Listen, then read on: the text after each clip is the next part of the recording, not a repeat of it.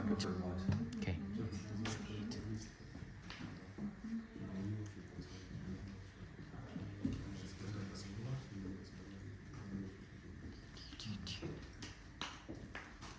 Now I'm going to learn Polish. So it's 5 o'clock, so I think we can start. Ladies and gentlemen, it is my pleasure to welcome here Mr. Kamar Rishem from USA, who is working on his PhD dissertation devoted to the, let's say, general public philosophy. And today he prepared for us a talk. The title is Czesław Miłosz and Bitter Truth. Welcome. Okay, thank you. So yes, as she said, you can just call me Kamar. Technically, yes, Dr. Kamar Avidan Wilmington Rishe, that's my whole name. But Kamar works fine. A little bit about me. I am originally from Southern California, next to Disneyland. That's where I grew up. My wife and I, we've been together since we were 18. In fact, I have a picture of her, and that's my wife. That's actually us last week, just last week we were in New York. And so we're from California originally. I went to college in Texas. I went to medical school in Guadalajara, Mexico. Lived there for 4 years, then lived in New York City for almost a year, back to California. I've now lived in Kentucky for 9 years. I say all that because I know you're like, this is Poland, what do I care? I've experienced the large, diverse bits of America. I've lived on both coasts and in the South. I've lived outside of the country for 4 years. I've traveled some, and so as I speak more about these things, it is important to realize that my view is a different one. It is a unique one. But what I appreciate is that my travels and my living in other places have really helped me to focus in on what does it mean to be me. As I've traveled, as I've lived, as I've explored, as I've had a wife of a different ethnicity, you could say, this has been very important for me, is what does it mean to be me. And so I have the paper. I think you said it's being available to anybody who wants to have it. We've talked about translating it into Polish for you as well. But I'm going to read to you some of this paper I've prepared. Not all of it. We're going to get off script.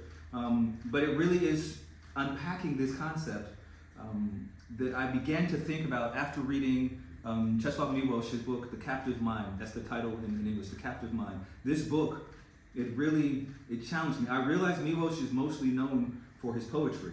But I have come to know him as a philosopher, and even to a degree theologian, I would argue.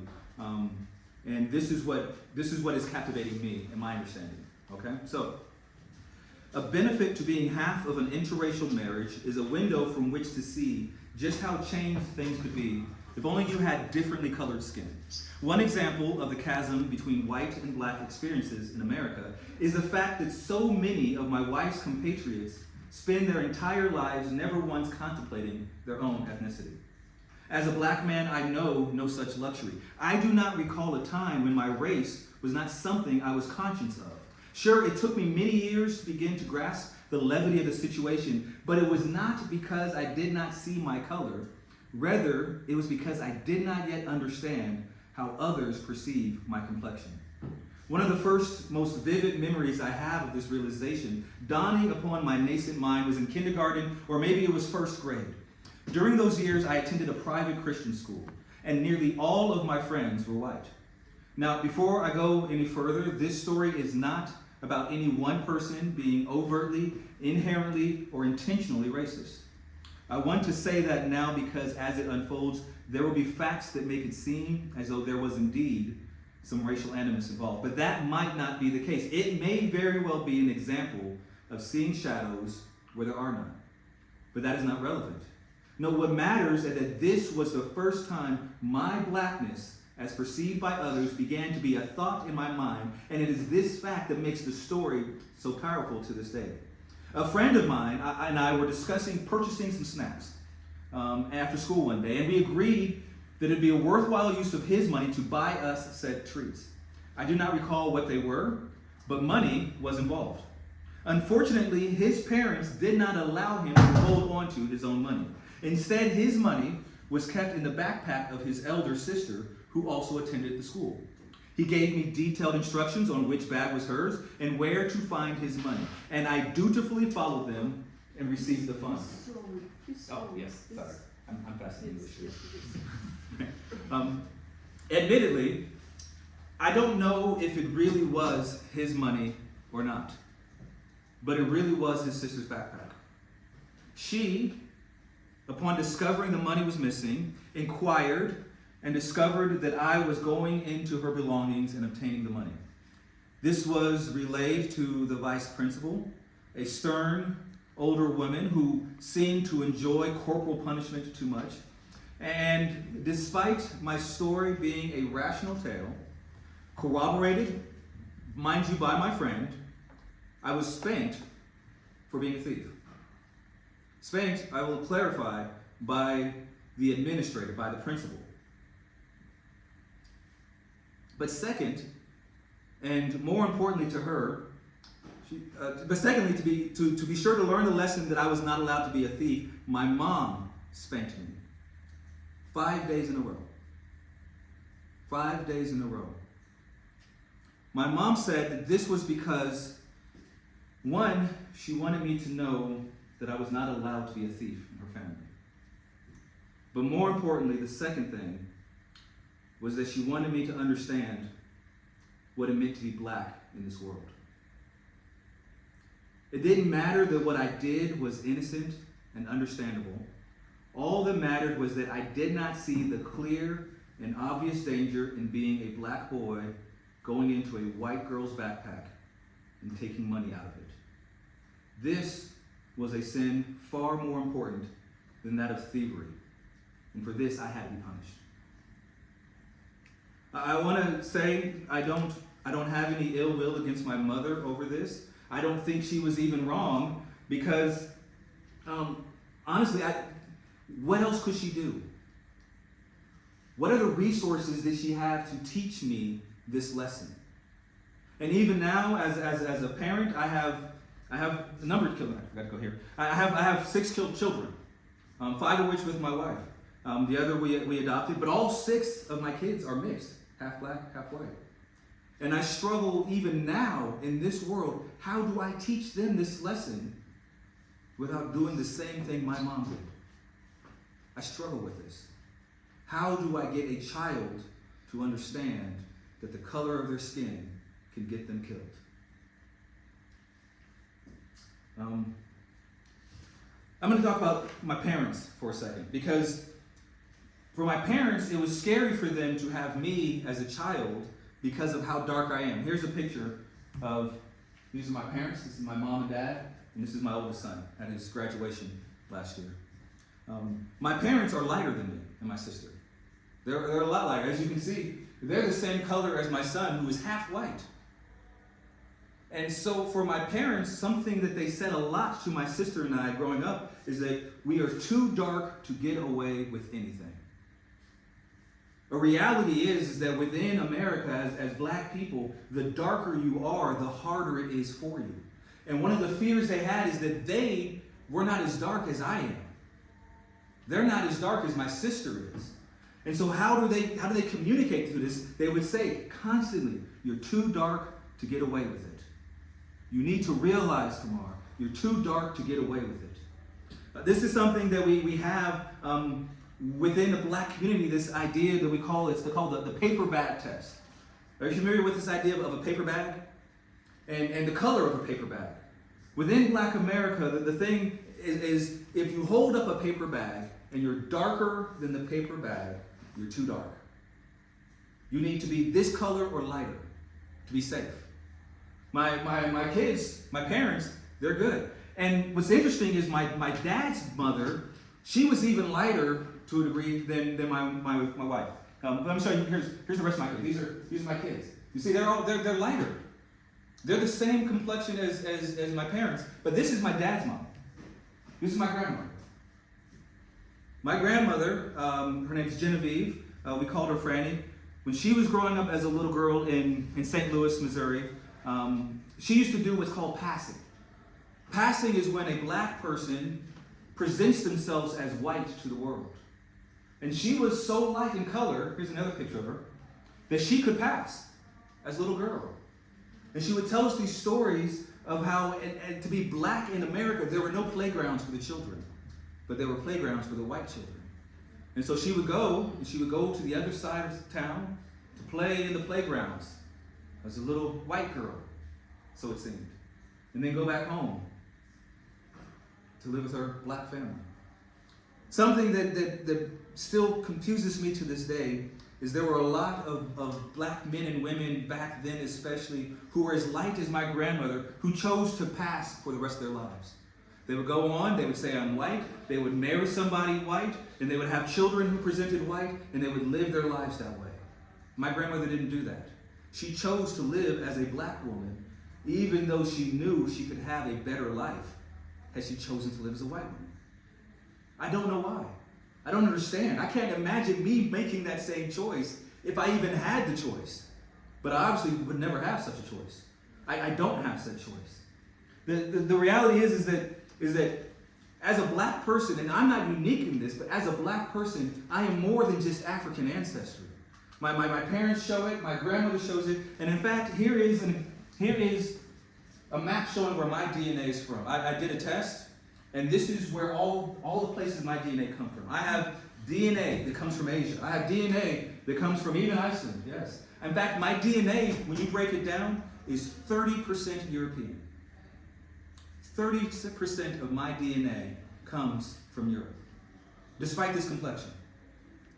This is the reality of black America, though. We come from all kinds of people. We're all mixed together, and at the end of the day, we are this color we are because of a little bit of African ancestry, yes. But it also makes us a unique people, an interesting people, that gives us a different perspective. My parents always taught me this growing up. They always taught me to recognize that being black meant more than just descending from the African enslaved persons. That it meant that I didn't even have this DNA, I just had stories back then growing up. But I heard the stories that, yeah, we have family that came from Asia. We have family that's Native American. We have family from Europe. They always told me that to be black meant to be all these things. And I have the scientific proof that they were right. And as more and more people in America do these tests, what they find is your average black American is indeed just like me. We come from everywhere, but we also have this common ancestry. As a result of this way of upbringing, of being told what black identity meant, is that I have a different perspective than most when it comes to the question of race in my life. I was never taught to just worship all things black. I was taught to embrace the elements of the culture that are honorable and good. This means stuff like movies. When a black person made a movie, we would go and we would support it. We would see it. The first example, I remember as a kid, was Malcolm X by Spike Lee. Great movie. But I also encourage you can't hardly find it now, but if you can watch this movie called Meteor Man by Robert Townsend, that's amazing. That's the one. Wonderful social commentary of what's the problem of drugs and gangs coming to the neighborhood, and you got a black guy hit by a meteor who can fly, but is afraid of heights. It's hilarious. But these were the things that I was taken to see, to support my people. Being taken to historical black neighborhoods and saying, Kamar, this is what our people believe in. This is what our people are about. This is what we stand for. And no, it's not just African ancestry, but also it's not just these things you see on TV. There's so much more to us. This is what I was raised to believe. In fact, my dad, who was a member of the Black Panther Party, he actually has his leftover, his Black Power mahogany fist that I still hang from my rearview mirror for every car I've ever had. This reminder of the heritage that my family brings to the table and taught to me. What I want to get at, and this is something that we talked about in your office, we talked before I got here too, is here's the thing. I'm talking about my experience and my identity and blackness, but I want you to understand that I know that this question of race is not a black question. To be fair, but like most of what is faced within the experiment that is America and Americanism, blackness and black people are at the center of it. Going back again to my DNA, the DNA, it shows that my ancestry traces back to before 1700s in America. On the African side, not even talking about Native American, But on the African enslaved side, my people were enslaved since before the 1700s. A lot of white Americans can't claim heritage that goes back to before it was a country, but that is my heritage. And so when I talk about this centrality of black people in answering American questions, it's because we've always been at the center of it. Since the very beginning, us and our treatment and our identity has been what's pushed things forward. Why is there whiteness in America? Because we had to have a construct to define what it means to not be the enslaved people. We're at the center of it. But I believe that also gives us a unique ability to help explain and define it, to point ways forward in it. This is not something that's meant to just build me up and encourage me, but rather something that's meant to drive us all forward. Going back to here, I have at times recounted to my children a lesson my parents taught my sister and I about the importance of moral behavior in melanated individuals. My parents were quite strict. As I said earlier, I stolen money and I get spanked for 5 days in a row. They were very strict, right? My blackness would matter. This is what they taught me. My blackness would matter in some regards more than my intelligence or accomplishments. Again, I have a number of degrees, and yet the color of my skin so often limits what my life can do, despite my intelligence, despite my accomplishments. Again, the refrain that they would tell us is, you're too dark to get away with anything. But this was, interestingly enough, coupled with a set of options when it came to the possibility of trying to get away with something. Option one that my parents gave us as children was just don't do the thing. Don't do it. You shouldn't do it. Don't do it. The thing that didn't have to be inherently bad or wrong in and of itself. It just needed to be the sort of thing that could result in unwanted attention or get you in trouble or maybe even cause you to stop living. That was option one. As a parent, I prefer option one for my children. Don't do it. And as a Christian, I will say, I see option one as being that which we should strive towards. It's something like we see that Paul says in Scripture. I paraphrase here. He says, as often as possible, don't cause trouble for folks. Like, I can get with that.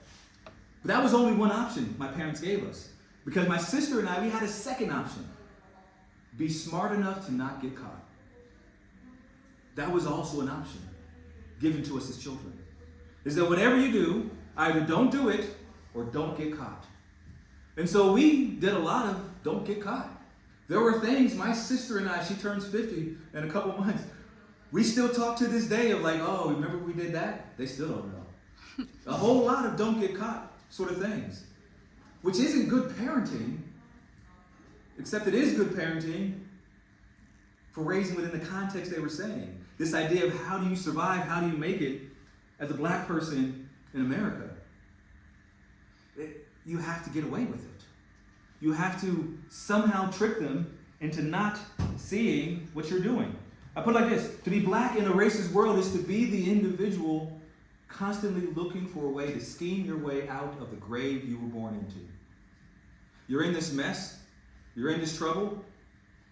Guess what? As long as you can think of a way to just kind of sneak out of it, it's good enough. Sure, it's great to be a good person, but as long as you're smart enough to get away with it, that's still success too. And this was taught to us as a part of black identity, of what it means to be a black person in America. And this begins to get us to what I encountered in Miłosz's book and his concept of Ketman. I've got one more thing I want to share with you, but really, as I understand it, this idea of Ketman, as Miłosz said, is this idea of get away with it. Find a way to get away with it and survive, and you can call that good enough. Not to say that that's right. He did not endorse it, but he described it. And as he was describing it, I recognized it. Here's a poem. Paul Laurence Dunbar was one of the first black Americans to be recognized as a good poet, as a great poet, as what we call a poet laureate. And he has this poem called We Wear the Mask. This is a poem that he wrote. Now, this was written in 1885. It says, we wear the mask that grins and lies. It hides our cheeks and shades our eyes. This debt we pay to human guile. With torn and bleeding hearts we smile, and mouth with myriad subtleties. Why should the world be overwise in counting all our tears and sighs? Nay, let them only see us while we wear the mask.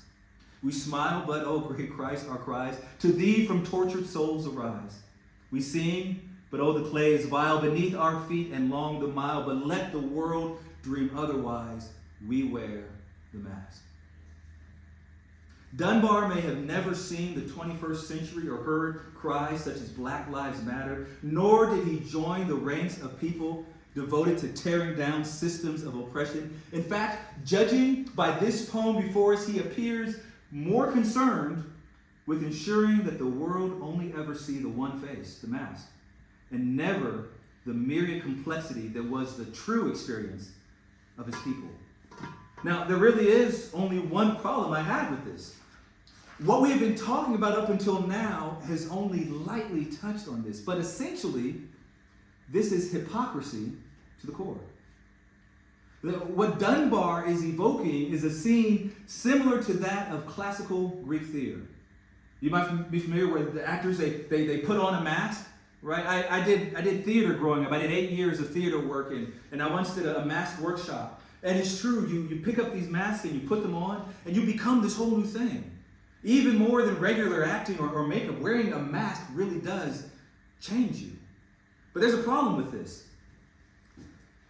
The problem is that as you're trying to live this way in the world, you will either have a mask that is weak enough that you can take it off easily when you go home, but is not strong enough to keep you safe when you're living out in the world, or a mask that is strong enough to keep you safe as you try and live, but not weak enough to take off when you go home. This is a problem. You want to wear a mask to stay safe in public, but if it really is good at its job, you find yourself unable to take it off. This is part of what we get to, and we can start talking now about this idea of Ketman, because what Miłosz gets to is recognizing that you can't just put this thing on without becoming it. If it's really strong enough to do the job, it will take you over. Either it's so weak that it's a waste of time, or it's so strong that it overcomes you. And this is the problem. This is the conundrum. How am I going to survive in this broken and hard world? Well, I want to wear a mask, but the mask then becomes me, and I'm no longer who I am. I become this other thing. I don't get to have what I want to have. He got this idea of Ketman. He actually borrowed this from the Muslim faith. So I'm skipping ahead. If you have the paper, I'm going to skip ahead a little bit. This is something that he got from understanding the Muslim idea of how to survive in the world. In fact, here's the passage from the Quran. Surah 3:28 says, "The believers never ally themselves with the disbelievers instead of the believers. Whoever does this is exiled from Allah. Exempted are those who are forced to do this to avoid persecution." This idea of Ketman especially comes from that last part. And the way this is understood and interpreted in Muslim communities essentially says this: you're in a place where it's not safe to be Muslim. Pretend you're not. And pretending you're not is holy. It's good. To be a good Muslim is to say you're not a Muslim. That's the idea of Ketman. And Miłosz encounters this and says, this is what my people, this is what the Poles did when the Nazis were here. This is what the Poles are doing under communist rule, is they're doing Ketman. He said, I look at my friends, I look at my colleagues, and what we're doing is we're saying, because it's not safe to be a thinker in communist Poland, I say I don't think. And that's what it is to be a thinker. And this is what they're doing. But as Miłosz looked at his friends, what he found is that it wasn't working. It was a lie. They could tell themselves all they wanted to, that they were somehow pure and good inside and keeping something alive, but they weren't. It was dying. It was futile. They weren't achieving some goal. They were simply killing themselves. They said, well, to be a philosopher in communist Poland is to not think, and that is philosophy. And he says, no. To not think is to not be a philosopher. You're not being what you say you are. Ketman is a lie. It's a falsehood. This is actually a direct quote as it was translated into English from The Captive Mind. This is what he says. He says, to say something is white when one thinks it black, to smile inwardly when one is outwardly solemn, to hate when one manifests love, to know when one pretends not to know, and thus to play one's adversary for a fool, even as he is playing you for one. These actions lead one to prize one's own cunning above all else. Success in the game becomes a source of satisfaction. But this was no victory because ultimately the devil knows what they think and is satisfied. Sometimes outward compliance is all the tyrant needs. It's like this idea of you have a machine. And you say, just be a machine. Okay, you know what? To be a machine means to act like I don't think. But it's okay because I'm thinking on the inside. And the government, the powers that be, they say, I don't care if you think on the inside. I don't care if you even think you think on the inside. All I care is that you're being a machine. So I win. You're doing what I want you to do. Your inner rebellion you think you're doing is nothingness to me. An analogy he uses in this book is that of a shopkeeper who is told they have to put up a poster supporting communism. And so the shopkeeper says, well, you know what? I'm going to put up the poster, but I'm not really a communist. And he says, but if everybody has the poster up, then how are you going to say that everybody's not the communist? There's no other opinion being presented. This shopkeeper is doing the job. He's playing his part. The machine still wins. The act of rebellion he thinks he's doing, because on the inside he says, I don't agree with this poster, is no rebellion. Because he's still hanging up the poster. Again, I think about what's going on with my own people and identity, this understanding of blackness, is that we put on this front of, well, we are still going to smile and take it, and we're going to be tough, and we're going to be good, we're going to do these things, but on the inside, we're going to still have this sense of dignity. But that's not what was actually happening with black identity. That's not what was actually happening in black America. And as I talk to people here and interact, what I want to hear from you guys is, from what I understand, that's not entirely what happened even here in Poland. That your parents and grandparents and great-grandparents, as they were struggling through a century of just horror, and they told themselves, well, to turn off these things, to not present the emotions, and to not share with the neighbor, and to have these walls up, this is to survive. And then you're left with a society where you have to ask yourself, is this even really surviving? To always lie? To never feel? To not connect? Did I survive? Or did I just live? These are the questions that, again, my people, we wonder. What does it mean to thrive in the midst of destruction and chaos and persecution? Does it mean to just get really good at getting away with it? At lying? At presenting a face? Or does it mean something else altogether? Here's the trouble I have with this. Because as I think about my own life, my own struggles and difficulties, my own community and culture, the habits that we were taught to do to survive are not producing the results we were promised to expect. We are not receiving the outcomes we said we would get. We are not having healthy, thriving communities that are free to go where we want to go and do what we want to do. Instead, we are finding ourselves increasingly in worse conditions, with worse health outcomes, less money, less resources, less sense of community, less sense of connection. It's getting worse and worse, not better and better, in all the ways that we said we could expect change.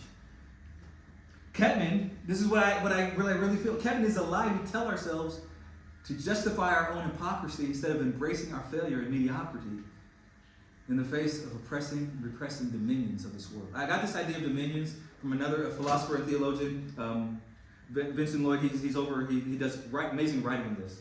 But it's easy to look at a society that mistreats you and say it's the society's fault.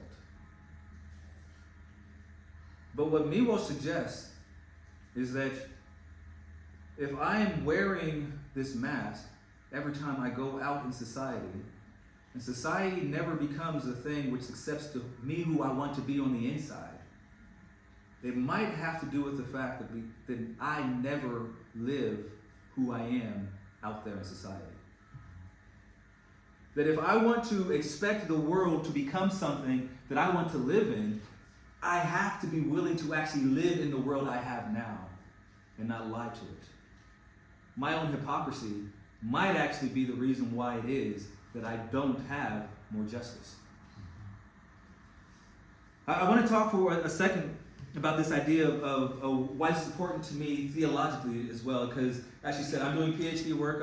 My PhD research, it's in Christian ethics and public theology. I see myself, my goal, my striving is as a public theologian, which means I wrestle through these concepts of faith and how it intersects with my life and other people's lives in a way that's relevant at street level. I believe firmly that any theology that can't be explained to the average person is useless. What does it matter what I think of God if I can't explain it to an 87-year-old lady on the street and a 5-year-old kid too? What good is that? What good is it if you have to sit in a room and read every single book and think for 5 hours straight to begin to understand one word? What good is that really? And so my goal is to have an understanding that's actually worthwhile in real life. And when I think about this, something that is important to me that I recognize is the necessity of love. Myself, I have failed in this many times. I am very much so intellectually inclined. That is my preference in life. But as a result, I have oftentimes neglected this idea of love. Now, I will say, and I mentioned this a little bit in the paper, if you decide you want to read it, that at my heart, I am a romantic. I am. My wife can tell you that I'm not as good at being an ascetic as I pretend to be. I'm not as intellectual as I wish I was. But the truth is, I'm not as emotional as I should be either. Especially when it comes to this thing of love. When I think about my favorite movies, and I talk about this some, I've got a couple of movies that really move me. And I watch these movies at least like 3 or 4 times a year. One of them is this movie called 50 First Dates.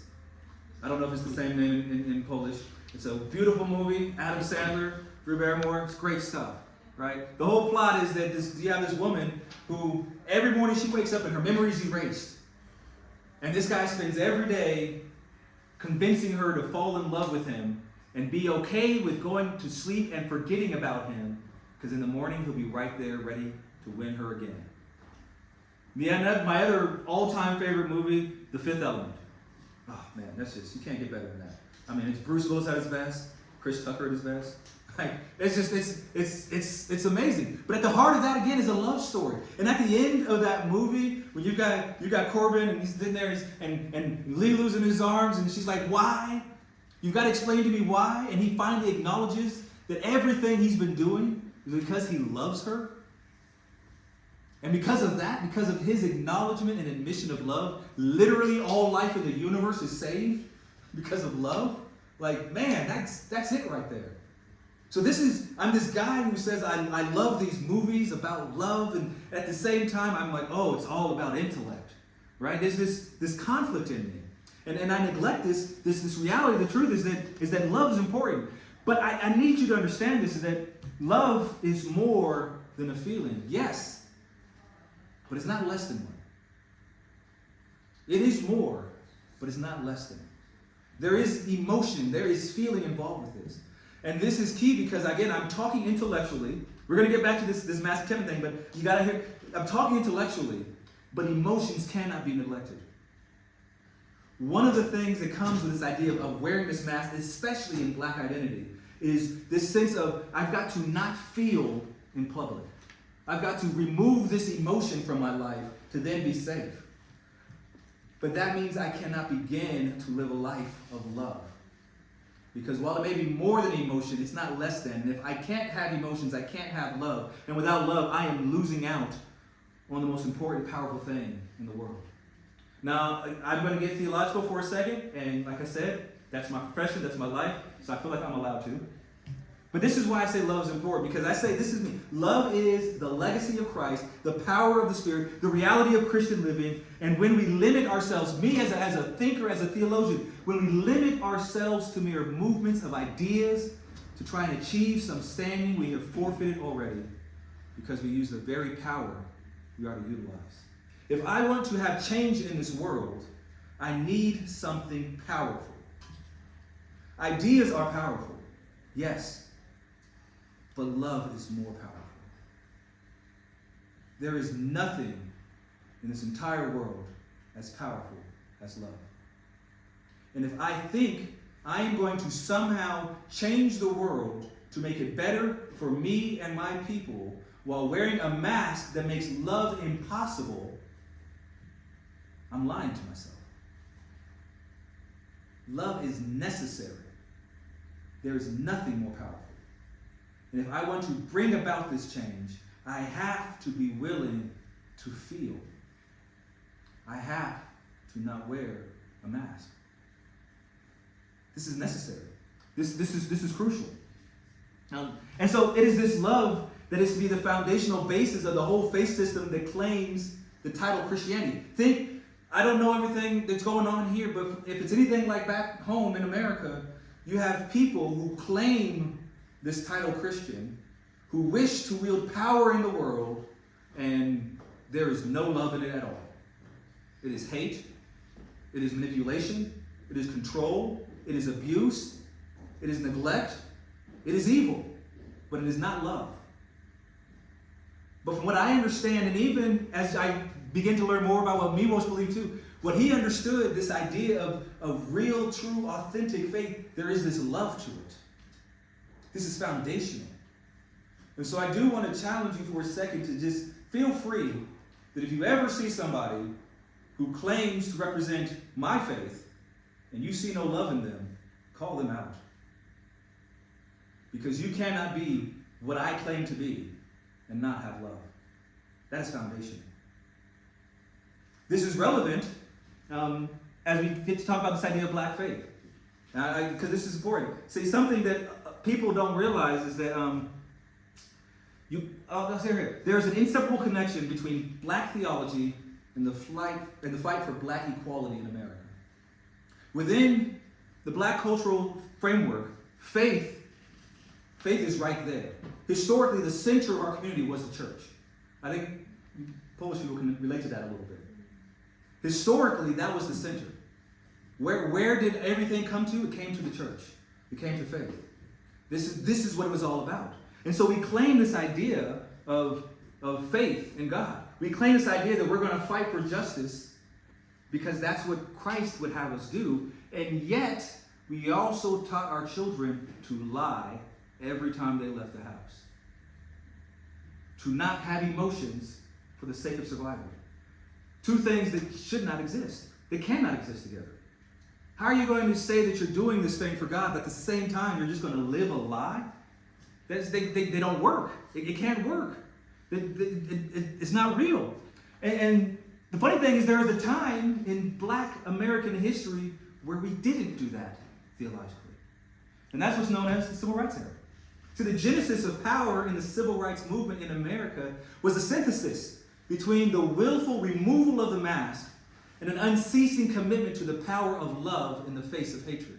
When you look now at those pictures and you see these children being attacked by dogs, these women being dragged by their hair and beaten by the police, meanwhile they're sitting there and they're singing songs of praise and they're saying, why do I do this? Well, one, I refuse to continue to pretend like your system isn't killing us. We will acknowledge it. Up until now, we just sat there and smiled and took it, but no more. We are going to admit that this is wrong, and we're going to do it with love. We're not going to call you names. We're not going to beat you up. We are going to pray. We are going to believe. We are going to sing. We refuse to sit down, but we also refuse to not love. And in that one moment in the history of my people, justice moved forward. And it was beautiful. And it was amazing. And then, unfortunately, the evil powers killed our leaders. And then as history progressed, we find this change, this shift of people no longer being quite so willing to stand up and lead. And some people leaving the church, and some people putting a mask back on, a new one of a different kind of identity. Maybe one that says, I'm just going to pretend to be some sort of a thug or some sort of a tough guy, or I'm just going to cease to be connected at all to a sense of black identity and take on the community of white people and try and be that. And you had all kinds of decisions that were made. But there was a moment where they were walking with no mask in love. And the whole world was changed. This is what is needed. What's funny is that still, even to this day, black Americans are the most Christian ethnicity in America. Despite years of racism, abuse, and inequality, even to this day, they're the most likely to attend church. They're the most likely to read their Bible. They're the most likely to say they believe in God. Even though still in America, everything is worse for them. Jobs, health outcomes, income, fatherlessness in the home. You name a metric of measuring quality of life, and in every single one of them, it is worse for the black community. And yet, they are the most when it comes to faith. It's an interesting conundrum, this mix that we have. And I will say that even for religious people, Ketman produces feelings of accomplishment without results. But futility can only persist for so long in a culture. I am seeing a trend in my people. This trend has started. You could point to the 60s and 70s. I think that it's more acutely really picked up in the 90s. But this growing trend of nihilism, of fatalism, of defeat, of really hopelessness, of saying essentially, what's the point? What's the point of it all? Let me just get mine and be happy, whatever happiness might be, because there's no point beyond this. This is coming from the fact that for so many generations you had people saying, wear this mask, go out there, and God will make it better. And they wear the mask, and they go out there, and God didn't make it better. And so they say, well, it must be that your God's no good. Or it must be I need a new mask. Instead of realizing what I think is beautiful, that again, Miłosz has been a gift to me as I try to understand this myself, is that we need to take off this mask and walk authentically. So what I'm seeing in my people, something that I think is worrisome, that I want to talk about and process and maybe do something about, is this shifting. We have a shifting faith, a shifting community, shifting approaches, shifting culture, and shifting outcomes. What worries me as I look to the future of my country is the possibility of it all being destroyed. And it all being destroyed because honestly, if black people in America no longer have any hope, then what rioting there has been is nothing compared to what will come. I have a friend, he's a professor at the community college that I'm an adjunct professor at, and he's an atheist. And he has his reasons. He says that I'm atheist. And he said, but you know, Kamar, I think that it's because black people are so Christian that it saved America, because it's kept them from rising up and killing everybody. And I'm like, well, I don't disagree with you. Because you're right. Because outside of this faith, why don't they? Why don't they? When we sit there and almost every week I turn on the TV and yet another person has been killed for simply existing by a police officer. I live in Louisville, and not too far from where I go to church is where Breonna Taylor was killed because she had the audacity to sleep in her own bed when the cops decided to go to the wrong house. And what happens to those officers? The courts say, not guilty. That's what it is to be us. And that's not new. I used to live in a place called Hopkinsville, Kentucky. And there's a story there where there was a rumor of possible slave uprisings that might have happened when they were still enslaving people. So they rounded up a bunch of men, they chopped off their heads, and they lined the road outside of town with their heads. And that road is right in front of a church that I used to be a pastor at. This is the reality that has always been the case for us in this place. So why haven't we done something about it? Why haven't we picked up weapons and really just gone to war? Because of faith. That has been what has restrained us, yes. But I would argue that what has restrained our progress has been what Miłosz calls Ketman. This mask has kept us from getting farther. Here's an idea that, and it's not in this paper that I'm working on unpacking this more, and I'm going to be presenting a paper in a couple months about this. But where I see I'm going with this concept is that personal hypocrisy murders truth and aborts justice. So you can't have justice without truth. And you might say, explain, what do you mean by this? The way I understand it is somewhat medically. Okay, again, I have a background, I have a doctorate in medicine and master's in public health. That's a background of mine that I have. And when I was learning medicine in Mexico, something they taught us when evaluating a pregnant woman is we would ask her how many abortions she'd had. Now, it's important to tell you that I learned this in Mexico, a very Catholic country where abortions as practiced in America, this willful killing of a child, who's inside of a woman, that's not legal in Mexico, never has been. What they were teaching us was this idea that medically, historically, an abortion is when a pregnancy does not end in the live birth of a baby. That's all. This medical term abortion tells you nothing about intention. It doesn't tell you, did she mean to have the baby or did she not want to have the baby? It simply says, was a baby born? I like this phrase because in English we have a phrase called the miscarriage of justice. But the problem with miscarriage is that it kind of infers, it assumes that you didn't mean for it to happen. Right? A miscarriage is when you lose the baby, but you didn't mean to. But this medical term abortion, it doesn't speak to intention. Maybe you meant to, maybe you didn't mean to.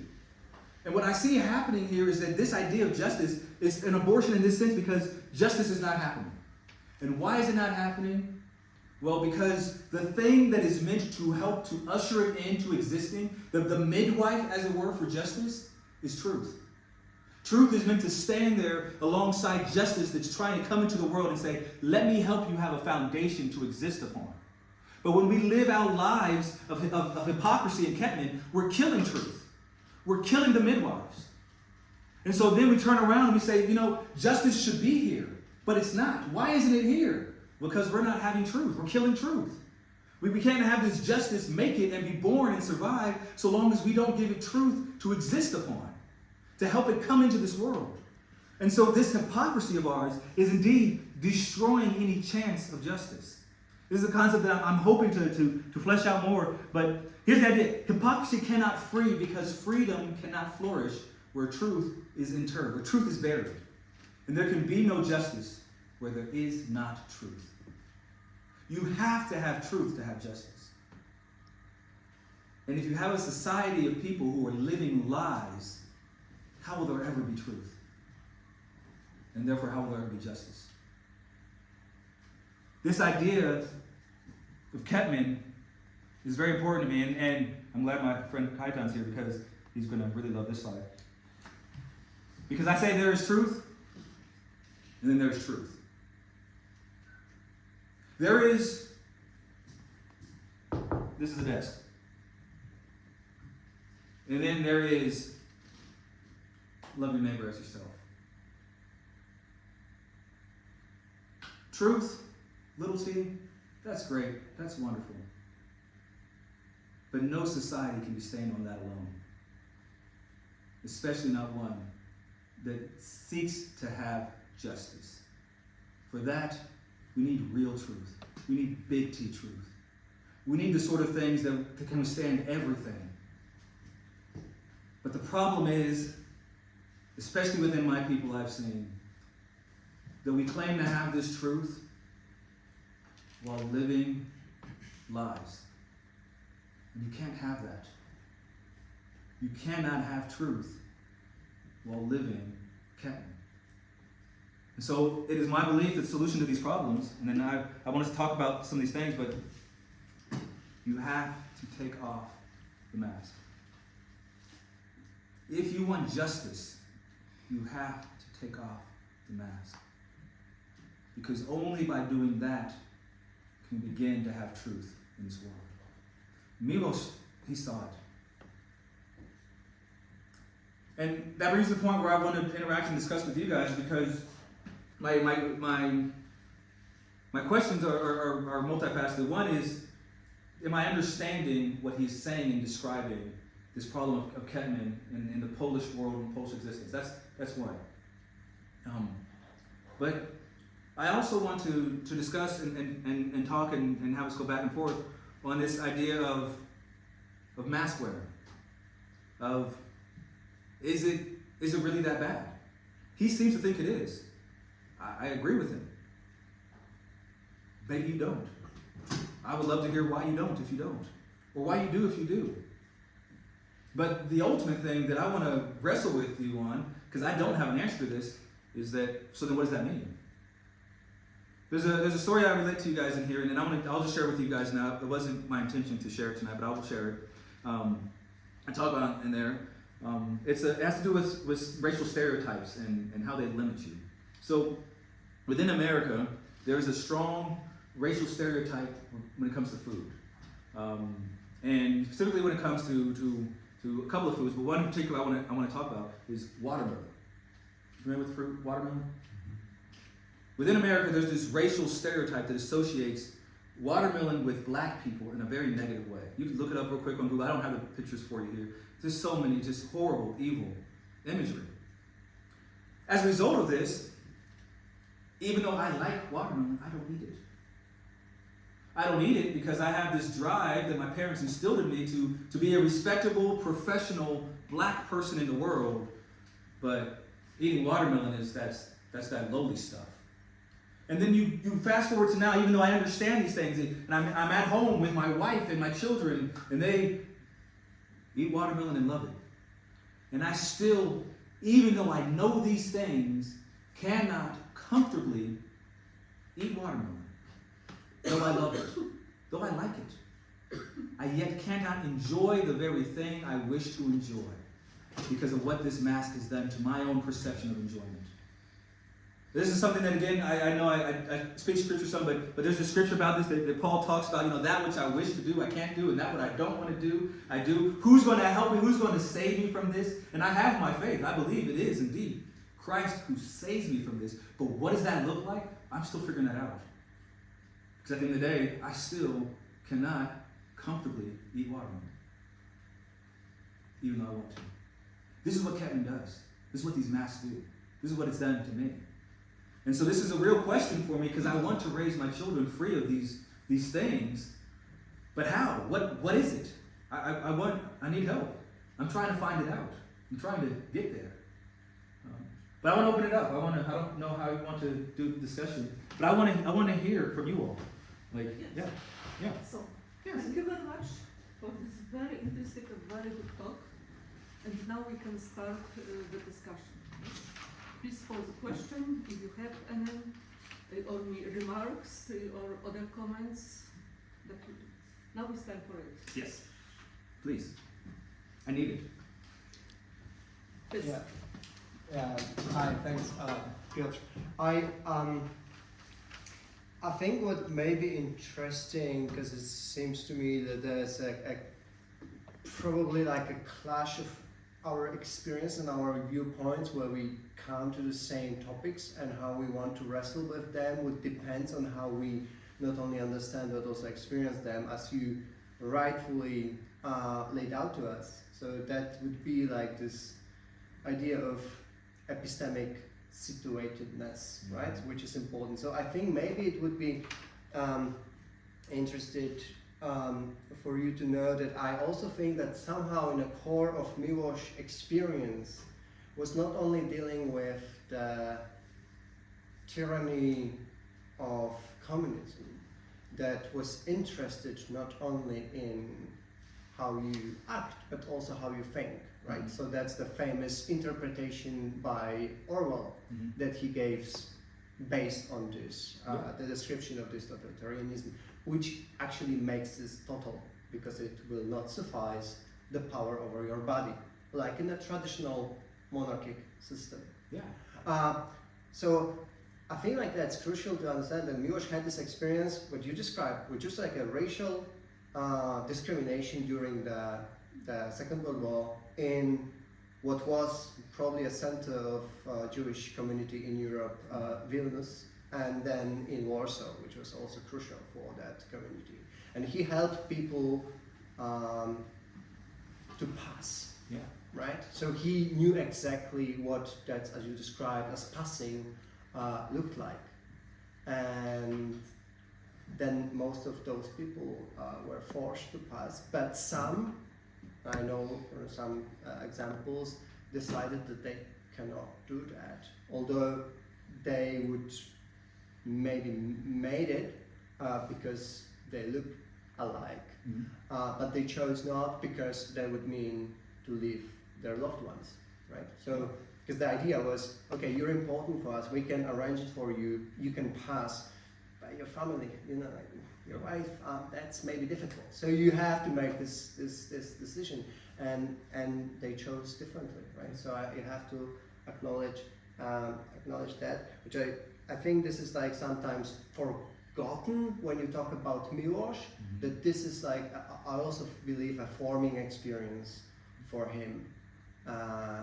This is like the shadow in the back, and about this wearing a mask, I think it's interesting to just, for me personally, when you talk about this, like adopting what you describe as an experience of living in a, well, let's say, on the political side, a democratic system that is still very oppressive to a selected group.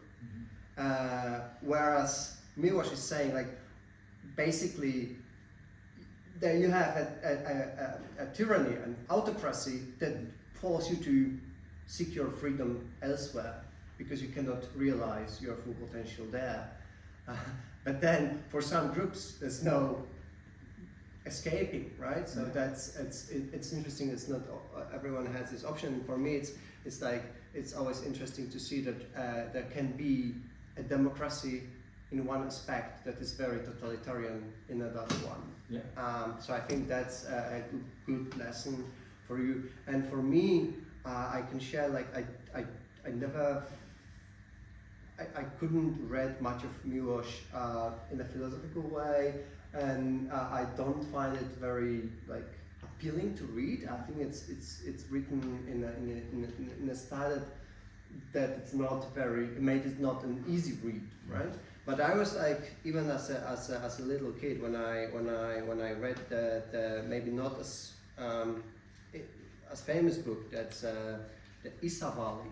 I don't know if you're familiar with this one. It's maybe not as popular because it's staged in a more historical period, so it's dealing with a very polished situation. But the idea was that it was so pessimistic for me. And then he wrote that this was the book that was somehow getting away with the dealings of the Second World War, because he couldn't write poetry anymore. So he wrote this, and then he, like, that's a healing process. So that's like, get out of the evil, put it on the paper, and then move on. But I remember that one character struck me because he was like a very troubled individual with alcoholic problem and everything, and he had this reflection in one conversation that I remember to this day. To this day, I remember it when he was saying, if I could, I would probably live my life very differently, but then it would not be my life, right? So I was like, he was very conscious about this, that's maybe there is this a very appealing moment of passing, of reshaping your life, but then you have to accept that it is not you anymore. So I think like this is, I think it's free at the captive mind. So I think this idea was very important for him, even prior to that. So this was like in the 50s when he was in France. It was written, but then it was illegal to distribute it in Poland during the time. But so that was just my commentary. Thank you for that. Thank you. Yeah, I think that's something that, when I gather, that he definitely seems to struggle with. And like we were talking some before coming here, this idea of having hope or not having hope. And it sounds like even some of that coming up in that book as well, this hopelessness that comes where it's like, well, should I, if I end up deciding to live a life that doesn't have this protective shell on it, there's no hope.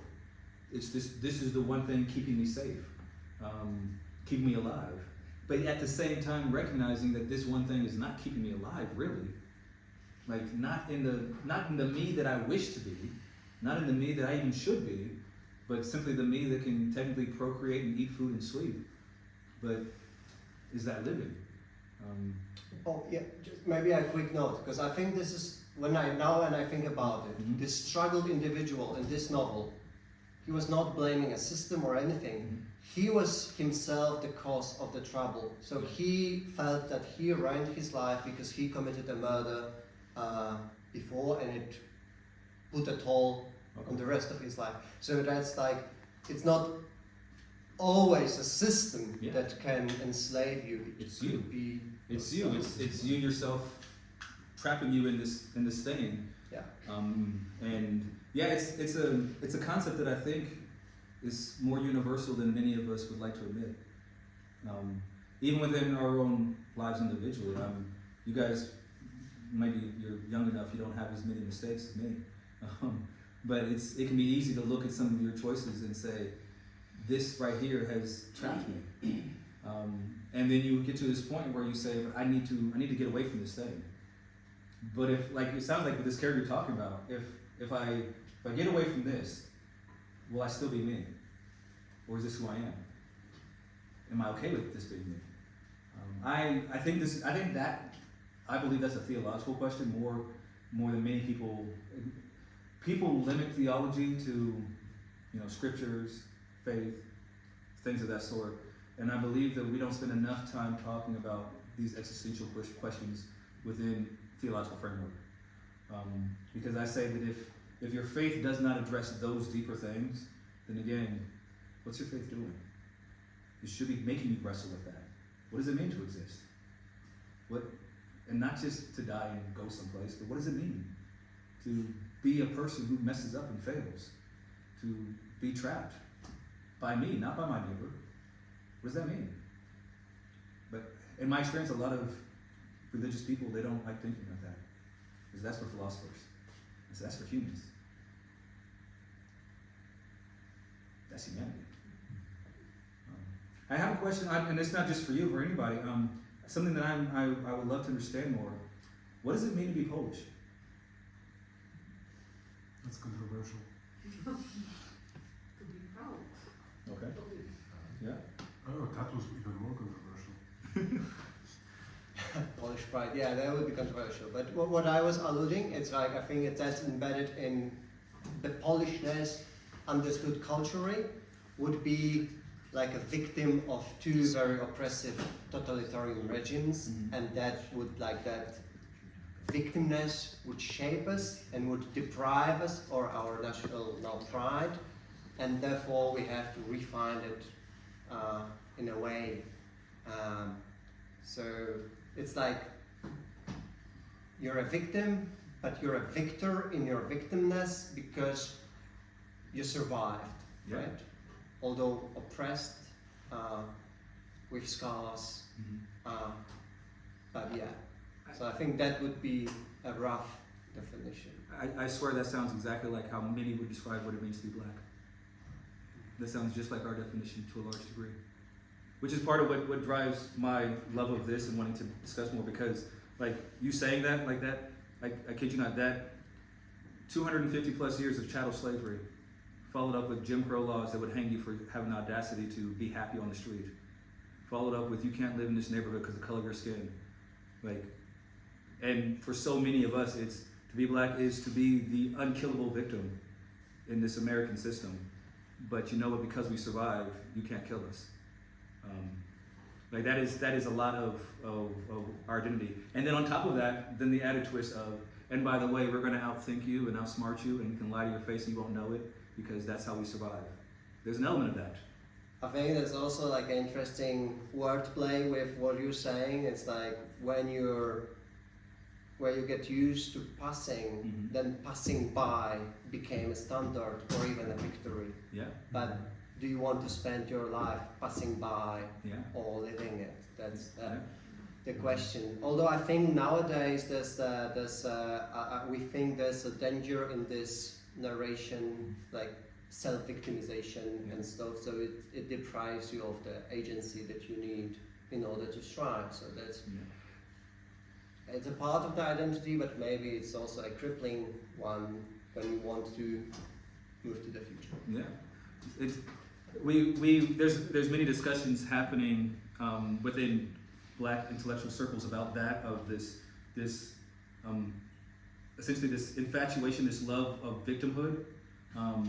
That's part of it, and then another element that's, again, so my sister and I, we talk about this, and some other people, friends and relatives I have, we talk about this. There's also no room culturally to process the trauma we've endured as a people, and there's concern that if the trauma goes unprocessed, then these negative things we're talking about, they just get passed on. We've got to process it in a way that does not idolize being a victim, but also does not ignore being a victim. But how do we do that? I don't have an answer. No. Do you have?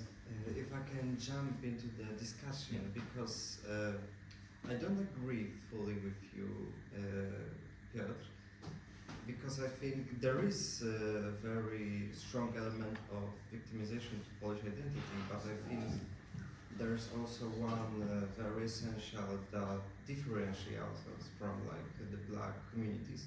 It is that we seek to be victims, but we don't see that, we don't process that historically we were the oppressors also. Like for Miłosz, I know he got very close friendship with Alfred Tarski, who suggested to him to move to America after the war.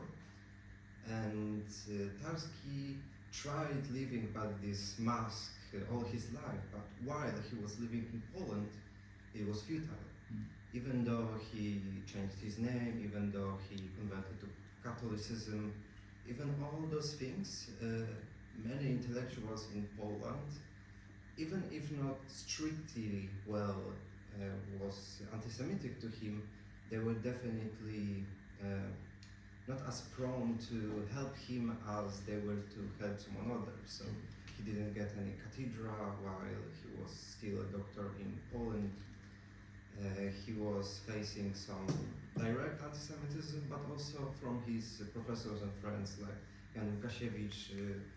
Jan Łukasiewicz always said that he wasn't anti-Semitic, that in his heart he had nothing to Jews, but on the outside he behaved in a way like everybody around him. So when he saw, for example, Alfred in a coffee shop, he didn't sit with him, he avoided him in the public inverties, and this whole process of and the struggle with the anti-Semitism, with being oppressors to different Slavic ethnicities, I think is still largely embedded in Polish identity. And after the war, when if you read some Polish Jews diaries, like Tarski, like Fleck, like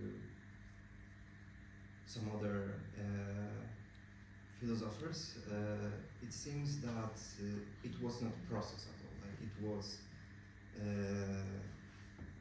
left because the Nazis were the bad, they were the anti-Semitics, and of course they were, right, but there were of course less hardcore, but still anti-Semitic things done in Poland that was never processed, and that still we look from it into searching to just being a victim and not facing these problems of being the oppressors in the past. Yeah, it's I think that's a complexity to identity that people don't want to acknowledge, of seeing how you can be one who is oppressed and also be one who oppresses others. And for some people, this is a way of having a sense of strength in their identity, of saying, you know, yeah, they might look down on me, but at least I'm not that person. This is something that was weaponized to a degree within the rural South in America, where they would use the poor white immigrants, especially, and leverage them almost like a police force to help to keep black people under control by saying, hey, but at least you're not black. And so a lot of what you find in some of these extremely racist ideologies and organizations were started, honestly, by a lot of immigrant white people to America, because they were taught this sense of you can feel better about yourself by helping us look down on them. And so that's something that you do see culturally white to black in America. But also, as you were saying it, I was thinking of an example, a more recent cultural example, describing that within Black America. It's a cartoon called The Boondocks. I don't know if you guys are, so there's an animated series of it. It's another example where my parents, if it was black, you supported this as a kid. And it started as a comic strip in the newspaper. Aaron McGruder's his name. And it's satirical social commentary of black identity on many levels. But there's a character in the Boondocks, and his name is Uncle Ruckus. He's very, very dark. He's very, very ugly. Like he's drawn this way on purpose. He's very, very racist. And he goes on and on about how much he hates black people. And he swears that he's white and has a skin disease. He's like the darkest character in the entire series. And he's always constantly going through, doing everything he can to hate on, to persecute, ridicule those black people over there because they're not like us white folks. And he says this. And it's like, and the other black people are like, you're one of us, man. Like, what are you doing? Like, how dare you offend me like this? Like, this is and it's a commentary because there also is this phenomenon within, I think you might find this in all oppressed peoples, I don't know. But I know you find it within Black America and apparently find it within Polish history anyways as well, of people who are willing to say, as long as I get to look down on or oppress somebody else, then I will put up with the oppression that I'm enduring. And his character is kind of meant to embody that, this willingness. Within black circles, the phrase for it is called an Uncle Tom. It comes from the historical Uncle Tom's Cabin, but that's the phrase that we have within our culture. So we call him an Uncle Tom. And it simply means a black person who's willing to essentially hate on other black people to make themselves feel better about themselves. This is how they deal with the trauma of being black in America, is by hating on black people. And I think it's interesting, Miłosz talks about this a little bit in the Captive Mind, that he like offhandedly says how it's interesting that oftentimes the people who were very anti-Semitic in their policies were actually part Jewish. And it's like I get that, because again I see that too. And so you're right though. If the Polish identity is one of we are victims and never aggressors, then that's not true. The way I talk about it a little here, I'm coming to terms with the idea that me doing this act of Ketman, me wearing this mask, is in effect causing problems for myself and my family and my community.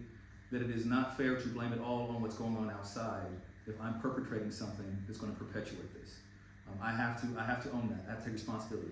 Not in a way that ignores or doesn't see what's going on out there. And this is something important to me theologically. Again, I make no qualms about it. I am very much so biased when it comes to my faith system and my beliefs. But when I understand what I believe my faith to be, is that there is this thing inherently that needs to be resolved. There's something within me that is not right. And to fix it is not going to be found in me hurting someone else or hurting myself. It's not going to be found in me putting on or even necessarily taking off a mask. Something internal must be changed in order for me to begin to be this new thing. And to me, this is, again, at the foundation of my faith. If you see a Christian and there is no love to be seen, they're not a Christian. If you see a Christian and they don't believe they foundationally need to be changed by an external force, which is what we say Christ's salvation, the cross. If they don't believe that either, I would say that's not a Christian either. Because this is why, again, I say my people have been disingenuous in living out their faith. Because we are such a faith-filled people, but we rely on a mask to save us. We rely on programs to save us. We rely on maybe victimizing somebody else to save us, instead of relying on an inward change that results in a freedom to walk in love regardless of persecution.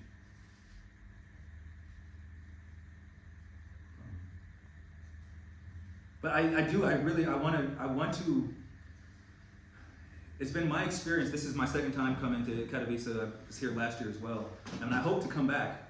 My hope is to come back at least once a year. My wife came with me last year. My oldest biological daughter, she wants to come back. Or come with me. She wants to see this place. I want to bring my kids. But my feeling is that every interaction that I'm having with Polish people makes me feel more and more like we're like cousins or something. I feel a kinship. Not in the sense that says that your struggle is the same as mine, but in the sense that says, I recognize your struggle.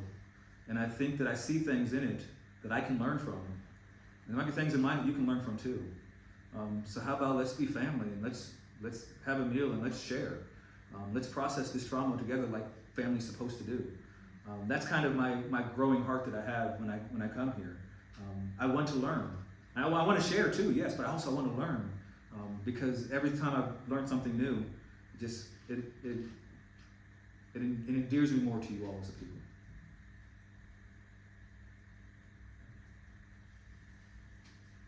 Come on, please object. No. No. After, but Okay, after. at the very beginning, you mentioned that you struggle and wrestle with your parenting in general, in case of your experience from your young years. And I'm just curious, did Miłosz already help you with some tips and some answers maybe, putting you the idea of math? He has, in the sense that he's giving me vocabulary to talk about it. This is kind of thinking medically, but not even just medically. You know, sometimes you know there's a problem, but you can't put it into words. You know, like I have this, but I can't describe it. And so what he has given me is he has given me vocabulary so that I can begin to describe it better. And I firmly believe that in knowing how to describe something, it gives me more power to then be able to overcome something. And so he's given me words, he's given me descriptors, he's given me language. I look forward to talking about this more with my kids. My oldest daughter, like I mentioned, she loves reading the stuff I write and challenging me. She's challenged me a lot on many different things about identity. An example, something she struggles with, is that she has had people who have told her peers told her that she's not black. And she struggles with this identity-wise. And they say it to her because of how she talks and because of how she dresses. There was an incident that happened last school year where I'm picking her up from a school dance. And I drive up in the car, and she comes to the car with her friend, and she says, "See, I told you I'm black, that's my dad." This is the reality of the struggle that she's experiencing, that she's wrestling with. And so what I like about this is that he's given me language so that as my daughter and I, as we process these things, we have a better way of describing, okay, these things you see, say, my parents do, or me do, or my sister do, or so-and-so. This is that mask thing that exists for a reason. That people were trying to overcome an oppressive system that was evil and wrong and will destroy you. And their solution was to put on this mask. We can't let that be our solution, because we see clearly how much this doesn't work. And he's given me language to be able to describe that more efficiently. I say that, but that's not the same as my oldest son. He seems to be completely oblivious to ethnicity altogether, and it's like, I don't know what I did with this kid. But whatever, it's working for him. Like his thing is he's about plants, not people. So he's like, what do trees care what color I am? I'm not dealing with people anyways. I want to hang out with the plants. And he's like, you probably are, son. So you might not matter for you. But it's not to say it's universal even in my own home, but as these things arise, because they might come up for him. Because he's off at college now. His girlfriend, who he thinks he wants to marry her, and maybe he will, she happens to be white. What happens when they have kids? What is their identity going to be? Especially because he wants to live in a foreign country. What's that look like? When we have those discussions, we can now have language for it. And with my sister, who again, she's a therapist, we talk about these things. And it gives us language that we can talk about as she's working with some of her clients, because she deals a lot with minority community, impoverished community, severe mental health that she counsels with. This gives her something too that she would not have encountered otherwise, because honestly, who reads Polish stuff in America? Not many people. But it's helpful, and it's going to be good to say, hey, her name's Sativa. Hey, Sativa, look at this idea. This is craziness. You should read more about this. This could help you with your patients as they're dealing with these identity issues, as they're coming out of these abusive and broken homes. So that's what he's done for me so far. I expect I'll get more from him as I read more and study more and learn more, but so far he's given me language. And that's a beautiful thing to have. I have a couple. I hope that I misunderstood at the very beginning of your talk, because it seems illogical to me, so I need you to redo that. You said something to the effect of the reason for white people coming to America was for there to be an identity other than a slave, which sounds maddening in my head, so I need you to explain that. Yes. And continuing from that, and just addressing what you just said, I would like you to tell me how important the color of your skin is to your identity. Yeah. So the first point, what it is as far as whiteness, historically whiteness in America is defined against blackness, essentially. So you had this in the beginning of America as a place. There was not slavery; it was indentured servitude. You had people who were coming over on contract, black and white, to work for a set number of years, and then after they were done working, they would be free to do whatever. Soon, early on in this experiment, the people realized we need cheaper labor, and we need them to never be free. And how do we do this? How do we make this happen? And it was soon decided that it was going to be using African slaves and white indentured people occasionally. There was this shift, this economic and cultural shift that took place in America in the 1600s. You might have heard of the 1619 Project that talked about this idea of the beginning of African slaves being brought to America. In the early 1600s, by 1660 essentially, you had this shift from bringing in people who would work for a time period to we will bring in only African persons and they are enslaved. A further problem came. There was a twofold problem. One was that they had laws on the book that said that you could not enslave fellow Christians. Okay? So then you had African slaves who were becoming Christians and getting baptized and saying, so now I should be free. And like, what do we do with this legally? On the second hand, you have people who were giving birth to children. And it used to be that it doesn't matter if you're a slave, your children aren't. And they're like, we can't have a bunch of free black people running around, and we can't just free them because they get baptized, because then they're just going to get baptized and there goes our labor force. So that's when they began codifying this idea that there is this thing that is to be black. And then what does it mean to not be black? Well, I guess that's white. And white was originally defined against this backdrop of necessity of justifying and explaining the enslavement of the African persons and their descendants. And not just enslaving them temporarily, but enslaving them forever. You had stuff like, for example, up until this point, all laws said that the status of the father was the status of the child. That's the way it always worked in European societies. So then when you have a slave, because this is the thing, when you have a slave owner who then rapes his female slave, and the child is born, then the child is free, right? Well, new law. If you're a slave, the status of the mother determines the status of the child. And so now all of a sudden you have these children who were born from rape, like my ancestors, hence why I have so much European DNA. You have these children who were born who are also slaves despite precedents in European law because, well, it's different for these other people. And so as you progress within this developing of the American experiment, you had this need to say, we have those who can be enslaved and those who cannot. And that's where whiteness was created, was out of this necessity to justify the enslavement of the darker people.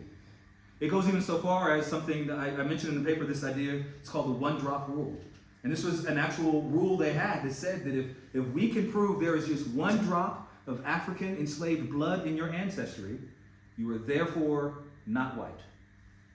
So that means that if you have a great-great-great-great-great-great-great-great-great-grandmother who was enslaved, and all the rest of your ancestors were white, you're black, you can be enslaved. And so that was part of that system that was created. And so when I talk about this idea of whiteness being defined against blackness, that's what I'm talking about, is that it was this definition. Now, it wasn't until 17 and 1800s that it began to be expanded, because there was this idea of whiteness, but to be Italian was still different, to be Irish was still different, to be Polish was still different than to be white, Anglo-Saxon. And what they found was this need to expand whiteness to include these other immigrants, because if they didn't, they were going to go and be with the black people, and the people in power would be outnumbered. And so, like I said, something they leveraged was they would leverage these immigrant communities and say, and there's actually a document of this, you too, Italian, can be white. You too, Irishman, you too, Polish person, you can be white, so long as you're willing to give up this strong ethnic identity and align yourself as being not those people. You're not black. And this is where kind of whiteness came from. I'm not saying to say this is what it is today, but this is kind of the origins of whiteness in America. Was defined as not black. And it was slowly expanded to include essentially all European immigrants. Originally it didn't, but it was expanded to include all European immigrants in the name of continuing the society of you're not black. So you have people like the Kennedys, JFK. This is something that was very controversial in America. John F. Kennedy, he was an interesting politician, but you gotta realize his family was recent immigrants to America. Very recent. I think it was his grandfather. Well, why was he considered a full-on white American who could be president, but Martin Luther King Jr. couldn't? Because he was white. This was a part of, many have written about the sacrifice that white immigrants had to make in America. They had to give up so much of their culture to become white. But the idea was that, okay, but what are you going to get for it? You get to not be black. And a lot of them said, good enough for me. You're telling me I don't get to be Italian anymore, I don't get to be Irish anymore, but I get to not be black? I get to not be stuck in those neighborhoods and stuck in those environments? Sign me up, I'll be white. And a lot of people did that. The ones who didn't were oftentimes stuck in ethnic, essentially ghettos. And usually what you find is that these ethnic enclaves of European immigrants that were looked down upon, they were also right there next to the black people. Because your whiteness was oftentimes defined as by your distance from blackness. Now, as to your second question, did I answer your first one? Okay? Yes. Okay. So your second one is very important to me. Again, this is theological. I believe that I am exactly the way I am because this is how God meant for me to be. And so the color of my skin is important to me because God gave it to me.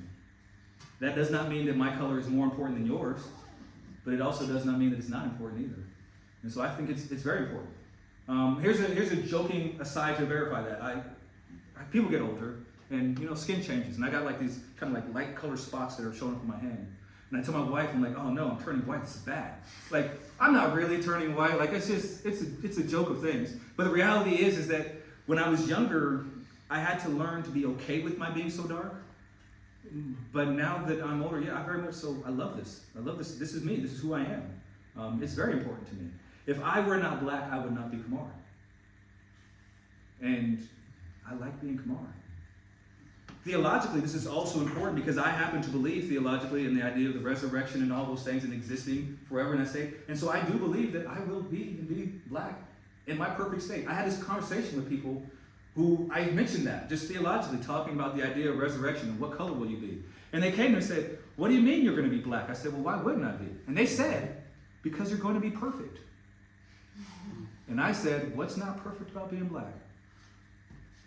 It's very important to me, theologically, personally, socially, culturally, emotionally. It's very important to me. Not in the sense that says that I think it's better than yours, but very much so in that, yes, it is important to me.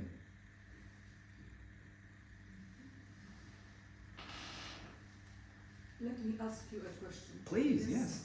There is an election in USA in November, Had to come. and imagine that you will win the election.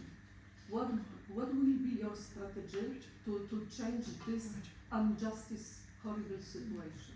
Well, I will say this. First of all, if I were going to win and be president, my wife would divorce me because she said that would be She's horrible. smart. She is smart. You've met her. She's a very smart woman. So first, it'd be horrible because now I lose my wife. But all joking aside, what I would do, I have a lot of personal controversial ideas about this. One thing that I believe is important biblically is the biblical concept of restoration and reparation. Biblically in the Old Testament, there's this concept that says that when you have a wrong that you know has been done, it is your duty to do something to make it right. And so I would actually, if I were president, I would sit there and I would say, we are going to form a committee of reparations nationally. Something that's never been done in America about the issue of blackness in America. Where I would say a committee would be formed to investigate the actual disparities and effects of the disproportionate treatment of black people in America and to determine, is there some means by which reparations can be made to rectify this? I think that's right. I would not limit it to blackness. I would say, great, cool. There's Native Americans, there's Asian Americans, there's Hispanics, there's pretty much, I mean, you could talk about Italian, there's so many people. There would be this institution that would say, we need to take seriously the idea of admitting you were wrong and making reparations for it. The other thing that I would do is that I would have the government look seriously at the laws that are on the book that continue to perpetuate essentially racist structures that were designed to be racist. Example is housing. There are a lot of things that still exist in housing. Another example is in policing. There are a lot of things that still exist in how certain crimes are prosecuted or defended that continue to drive disparities. I would also look at education. There are ways that we do education that drive disparities and isolations of communities ethnically. I would also look at how we do things like food and farming. An example of this, so again, slavery, most farm work was done by black people in America during the time of slavery. At the immediate end of slavery, there were a lot of black farm owners. Today in America, almost no farms are owned by black people. This is because of racist things that existed that drove them out of their farms. I would look and say, let's restore the idea of small farms and small farm ownership by minority communities because that builds community and builds ownership. So essentially, the short version is that I would want to be proactive in saying, let's honestly consider the harm that's been done and finding a way to move forward. From what I've observed politically, what has usually taken place is, well, you know, we didn't do that today, did we? So we don't have to deal with it. And the way I understand theologically is that it doesn't matter if it was my fathers who committed the sin. Biblically, theologically, I am responsible to do something about it. Scripture is clear on this, that even if it's my ancestors and not me who committed said sin, if I can see clearly how that is affecting people today, I owe it to them and to my ancestors to repent of said sin and to do everything I can to make reparations for the outcomes of that sin. And so it would be across the board. And it wouldn't be just about black people, it would be about all peoples. There have been a lot of studies that have shown recently of Catholic institutions and how they had Catholic schools that ripped apart Native American families and orphan children and children dying. They're finding cemeteries behind these schools of all these kids. We should do something about that. So it's not just a black issue. I do believe that my people have had a unique, disproportionate experience, but it's not unique in the sense that no one else had one too. And that would be my approach to it. Thank you very much. Some more questions, comments? Yeah, realizing that you don't have to be actually a presidential candidate or a president of the United States to have some will and power to actually action what you want to do. Yeah. I have also have a question again, which is, what is that mask that you were referring to? What is it for you personally? Are you still wearing one, or do we see an actual Kamar? And then, what is the Kamar's mission? So, I'll do the second one first, that one's easier. My mission is that I think is a universal mission for all humanity, which is to glorify God and enjoy Him forever. I believe that's the reason for existing for all people. So that one's easy. That's my mission too. The first one is I would say that to the best of my knowledge of my masks, I'm not wearing them at the moment. But I also recognize that there may be ones that I'm wearing that I'm not aware of. An example of historically what that looks like for me, and I don't do this anymore, but how I dress. So growing up as a kid, my parents were very particular about dressing in a certain way to make it less likely for you to get killed by the police. And that sounds extreme, but it's very, very true. And it still is true. And these conversations I still have with my own sons. And so as a result of that, I wear ties. I own thousands of ties. And I started wearing neckties most days of the week back in high school. And I love them. I do wear them because I love them. And now I don't wear them as much because I'm learning how to not feel the need to always wear one to be presentable. I'm trying to find that balance for me, as it were. But for a long time, something as simple as putting on a tie, because simply being a black man in a tie makes me less likely to be assumed to be a criminal, and therefore they won't kill me for walking down the street. And again, that sounds extreme, but if you've been paying attention to the news coming out of America at all, you find that yes, they still kill black guys for walking down the street and doing nothing but that. That does still happen. But I will also argue, in defense of my parents teaching me that mask, I don't really hear too often these days of black guys wearing ties when that happens. And I'm not saying that to say so then wear the mask more. I'm saying that to recognize that, and again, this is something I think Miłosz says as well. These masks, they are useful. They do indeed keep you alive, but is that living? That is the real question. It's not that it doesn't serve a function, it's that, is that a function worth serving? And so that's an example of it that I would do. I struggled for many years with, am I really truly being black in the music I listen to or the way I speak, things like that. And having to recognize and realize that I don't need to change those things about me to be black or not be black. That those aren't, the music I enjoy is not a matter of me trying to assimilate or be safe. It literally did come down to, I like jazz music and I like alternative music. And I now like some hip hop music, but not too much. No, it just doesn't do it for me. And that's okay. And being okay with that. And then, but there was that wrestling of, is this me doing something because my parents told me to do it to be safe? The beautiful thing is that my sister loves hip hop rap music. My brother-in-law, her husband, has his own music label and makes rap all the time. So the good thing is that I have a sister I can look at, grew up in the same household, and be like, well, obviously they weren't too anti-rap, because look at her. But at the same time, I do wrestle with those things. I am constantly, and this is where, back to your question about what has he given me, he's given me language, and he's also given me the language that's given me an ability to more consciously and intentionally assess why I'm doing what I'm doing. Is it coming from me, who I am, or is it coming from this subconscious fear that I'm going to die because I didn't do something? Now let me ask you a cultural question, because you just talked about wearing a tie giving you a presentable self. So where is the difference between a mask and being a presentable, polite, culturally appropriate, or culturally having your identity be culturally aligned with your community? Where's the difference between a mask and those expressions? I think that's a fine line. That's actually speaks to some of the work that I'm hoping to do with my PhD research of looking at a biblical framework of evaluating cultures, as it were. Because I think that one of the ways to tell the line is by asking the motivation behind the cultural practice. Okay. Is this a practice that is being done? Essentially, is this reactive or proactive? And is this something that is being taught to the generations as a response to some external threat, or is it something that's being taught to the generations because it actually is an outward expression of the way you experience joy in this world? I think that's one of the real dividing lines on that. Because you will look at a culture and you can say, well then what do I do, like with you all here or even with me? But then what do I do with my culture then, since so much of it is because of oppression and horror? Like, how do I find out how much of this is because we just, I don't know, enjoy pierogies and not because we don't have a choice? Like, where do I find this out? I personally think this is a theological thing. I think this is a God thing. But I think even outside of that, I would say it's a lot of asking questions of mom, dad, grandma, grandpa. Why do we do this? An example culturally, is in Midwestern states, you have this practice in certain homes where they always store their glasses in the cabinets upside down. And People don't do that other places? No.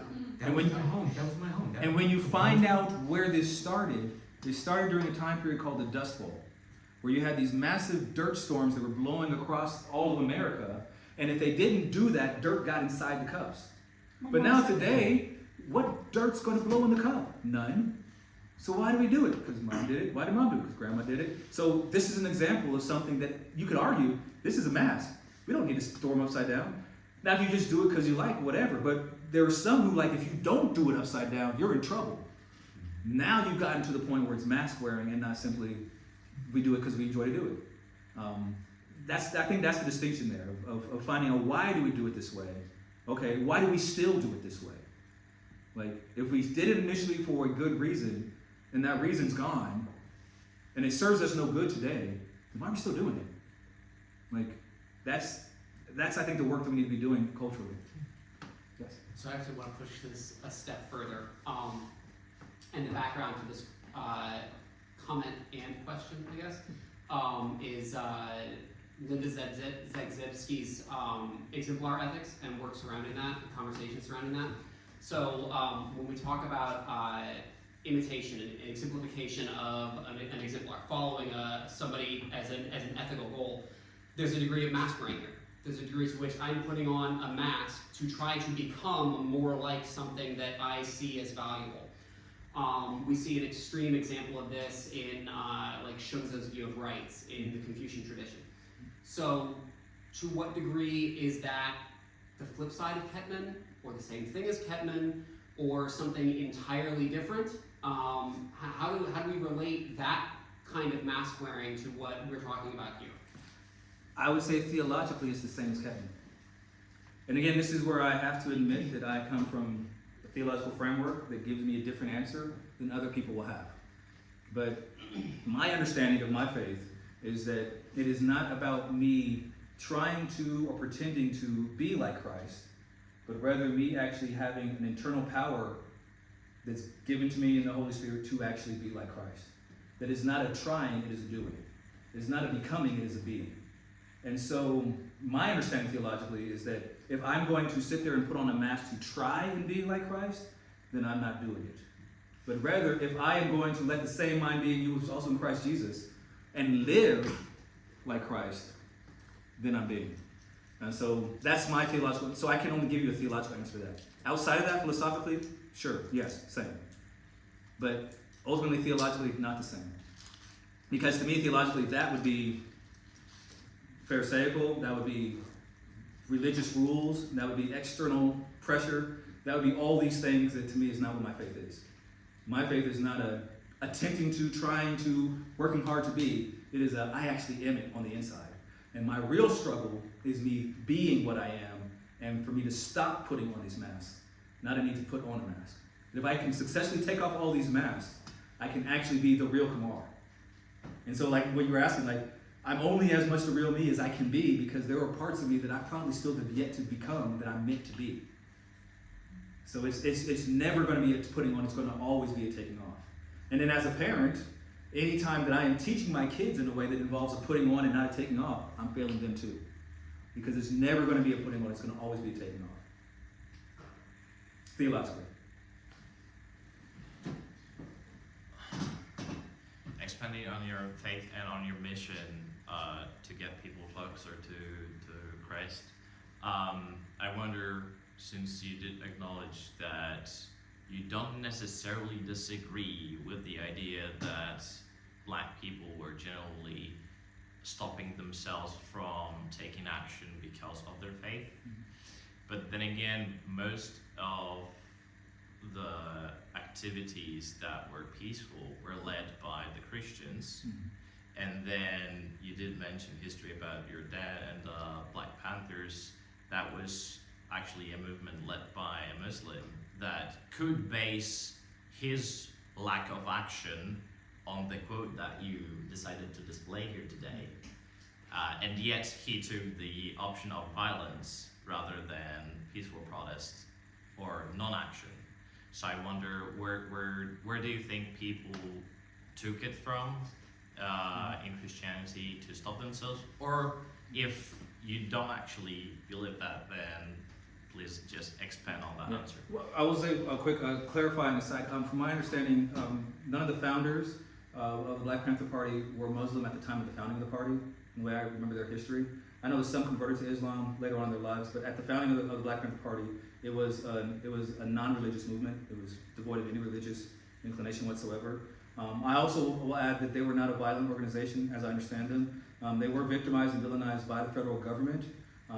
They did what many today in America consider great. Like they believed in the right to bear arms and to defend your homes if they're being attacked. They did a really great program. I've talked about this before in another setting. They were a great program. They're pretty much the genesis of the breakfast programs in public schools in America. They're the first ones to sit there and say, if we give kids free food in the morning, they'll perform better in school. Black Panther Party did that. They were very positive as far as a lot of things they did before the federal government got involved, because again they felt threatened and didn't like how things were going. An interesting aside before I get to your question though, because I just feel the need to defend them a little. Black Panther Party, one of the things that they did that really got them in trouble was they were known for saying black power, but that is not what they actually said. They said black power to black people, brown power to brown people, white power to white people, all power to all people. They did a lot of work in Appalachia, in poor white rural communities in West Virginia and even in Kentucky, of sitting there and saying, you coal miners should have rights. You should defend your right as white people to have power over your lives. So that's what they actually believed, what their real platform was, which is what made them so dangerous, was that because they actually believed much more than what a lot of people say about them. And so I want to just put that in there as an aside. But back to the question you said about this idea of Christianity restraining. And I would say that a large part of why Christianity was a restraining force and has been a restraining force in Black America is because of how it was taught to Black America. You have to realize that white Americans exerted a lot of force over the church and what was allowed to be taught in church settings to enslaved persons. So you were not allowed to be a preacher as a slave unless you had approval from the white slave owners. You were only allowed to preach the things they said you could preach. There were a couple of different slave uprisings, and there was one in particular that actually was started, Nat Turner, who was started by a pastor. You've got John Brown, arguably one of my favorite white guys from the time of slavery, who was a Christian who said, we've got to pick up guns and do something to save these people because they are being held captive. And what would I do if my mom or my sister were being raped and held prisoner? I would go and I would save her. So even though I'm white, they're my sisters and brothers. I got to go save them. And he died for that. So you had some instances of that in the past, but by and large, what was allowed to be preached and taught within Black America was a pacifying gospel, was a version of the Bible who said, be a good slave, do what they tell you to do. And this is what it means to be a Christian. So you have that element within the Black church as an undercurrent. There was also always this rebellious undercurrent. A very notable example is the AME Church, African Methodist Episcopalian Church, where you had people who came in and they said, since you won't allow me to be in leadership and actually teach the Bible rightly, we're going to start our own denomination and our own way of doing the Bible. And so you had some of this idea of this pushback and this idea of freedom within Christ, but there was still this drastic overarching pressure from above and around that said Christianity should be a thing that pacifies your people to make them able to continue to exist here. So as you have slavery coming to an end and Black persons increasingly trying to find how to live, you had this tension. Just after the Civil War, Black America looked nothing like it did 20 years after the Civil War. You had this brief moment called Reconstruction where you had military presence in the South that actually said Black people can vote. Black people can hold office. Black people can own businesses. For a very brief period of time, it was amazing. But then there were some political maneuverings that were done, and the military was withdrawn, support was withdrawn. And then you had people like the Klan coming in, and there's just a sudden backlash. And so when you look at the overarching history, you see this back and forth, but by and large, you had this strong element saying Christianity should pacify you. And that group was the group that had the highest success of being able to live long enough to make children and raise them to adulthood. And so as a result, you almost have like this selection, as it were, for a faith that keeps you alive, even if it doesn't keep you honest. That doesn't make it a genuine, real thing, but it is a self-selecting process. If every person, again, look at the leaders of the Civil Rights era. Most of them died. The really great ones did not get to live. It's a very real fact. Why did nobody else step up after King was assassinated and Malcolm X was assassinated? Why did nobody step up? Because we knew, well, if you step up, you're going to die. If you want to raise a family, don't. So there's this, you can't divorce that from it. That there was real, true gain from being a pacified Christian. You got to live. Live long enough to have children. So then your children are going to be raised again with this mask that inherently teaches them survival involves being pacified. Not that it's right, but it does produce survival. My question that I have about this, and this is where I wrestle with it, because I recognize that's also true of my ancestors. So if not so, they would have been killed. But the question is, if more of them had stood up and done the other thing, what would America be? I have a friend, he lives in Louisiana, and he's an interesting guy. He and all his siblings are all doctors, and his mom and dad were doctors, which is amazing. Growing up in Louisiana, rural Louisiana, to have, a two-parent home, mom and dad as a black person, both your parents are doctors, and you and your 3 siblings are all doctors. Like, that's a very rare thing in black America. But he has a story. He's the third, so his name is Claudius Washington, third. If I remember correctly, Claudius Washington the first was killed because there was an issue where some people came to try and essentially drag his daughter out of the house and treat her inappropriately, and he didn't let them. And he was killed for it. That was the reality of it.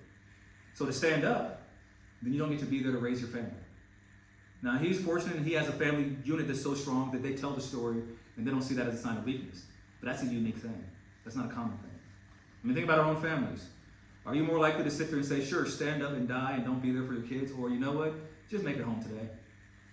Be there for graduation. Like, it's a real challenge. So with that question that you just asked, do you feel like this is a prevailing thought not necessarily just in America, but in general in politics now, that would stop people from deciding to voice their opinions more clearly in a public manner? This idea of ending up dead, if not literally, then in a matter of societal acceptation of yourself? I think the bigger issue is that society as a whole is structured in a way that discourages thinking through questions. I think the bigger issue is not so much of political power preventing people from having their opinion and voicing their opinion. I think the bigger issue is the pressures of society that prevents people from thinking through their opinions. I think that's a bigger deal. Because I think that if people were more free to really think through their opinions, once they did that, they would not be able to be stopped in voicing their opinions. There's tremendous pressure, though, to something as simple as you've got to work to eat, to stay alive. If you've got to spend so many hours working, how much time do you really have to think? If you've got to spend so many hours getting back and forth to get groceries for your family, how many hours do you have to sit there and read from people who died 100 years ago? I think that the bigger issue is that society as it exists right now makes it increasingly harder for us to have time to just think deeply about questions. And so therefore, if we do voice it, it's a very not well thought out opinion, because we haven't had time to think it out. We just haven't. I think that's the bigger deal in society.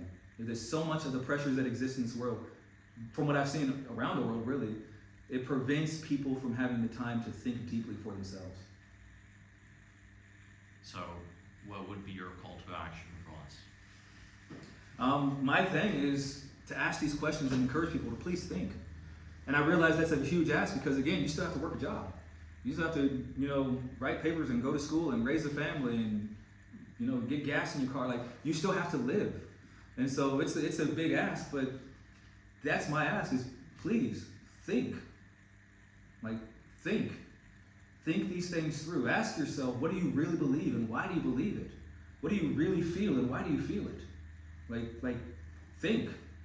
And I'm convinced that if we all thought these things through, we would have such firmly held beliefs that we would voice them. We would voice them. Because we would say, I thought it through and I really believe this. And it's too important to me not to share it with somebody. Even if it's just I'm walking my dog and talking to my dog, I'm talking about it. And you may say, well, that's just dumb. Yeah, but the other guy walking his dog is going to hear you talking about it. So it's still getting out there. There are so many outlets right now for people to voice opinions. I mean, thanks to technology, phones, governments can try all they want to. It's out there. We have opinions, we voice opinions. I don't think we voice opinions too much or too little. I think we don't think enough. We need to think more. Yes, I'm biased because I'm trying to do philosophy, theology, that's my life is thinking. but I do believe that everybody should think more. That's my call to action. Think.